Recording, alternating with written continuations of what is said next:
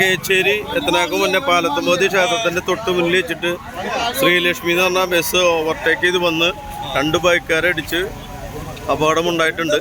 എൻ്റെ ലൈവാണ് ഇപ്പോൾ ഇത്. കുറച്ച് ആൾക്കാർക്ക് പരിക്കുണ്ട്.